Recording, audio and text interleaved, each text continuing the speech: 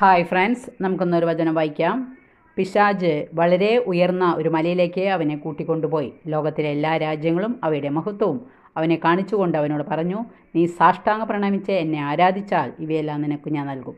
യേശു കൽപ്പിച്ചു, സാത്താനെ ദൂരെ പോവുക, എന്തെന്നാൽ നിന്റെ ദൈവമായ കർത്താവിനെ ആരാധിക്കണം, അവനെ മാത്രമേ പൂജിക്കാവൂ എന്ന് എഴുതപ്പെട്ടിരിക്കുന്നു. ഇത് മത്തായിയുടെ സുവിശേഷം 4-ാം അധ്യായം 8-ാം തിരുവചനമാണ്. എന്താ നമുക്ക് നോക്കിയാലോ. ലോകം മുഴുവൻ്റെയും അധികാരിയായാണ് താൻ. തനിക്കിഷ്ടമുള്ളവർക്ക് താൻ അധികാരം നൽകും. ഒന്നേ ചെയ്യേണ്ടതുള്ളൂ, തനിക്ക് സ്വയം അടിയറ വയ്ക്കണം, കുമ്പിട്ട് ആരാധിക്കണം. അധികാരത്തെ സംബന്ധിച്ച് യേശുവിൻ്റെ കാഴ്ചപ്പാടിന് ഘടകവിരുദ്ധമാണ് ഈ നിലപാട്. മറ്റുള്ളവരുടെ മേൽ ആധിപത്യം സ്ഥാപിക്കുന്ന അധികാര ശൈലി ക്രിസ്തുവിൻ്റേതല്ല. നിങ്ങൾ അങ്ങനെ ആയിരിക്കരുത്. നിങ്ങളിൽ വലിയവനാകാൻ ആഗ്രഹിക്കുന്നവൻ നിങ്ങളുടെ ശുശ്രൂഷകനും ഒന്നാമനാകാൻ ആഗ്രഹിക്കുന്നവൻ നിങ്ങളുടെ ദാസനും ആയിരിക്കണം. പൈശാചിക ബന്ധനങ്ങളിൽ നിന്ന് മോചനം നൽകണമേ നമുക്ക് പ്രാർത്ഥിക്കാം. Okay, thank you, by.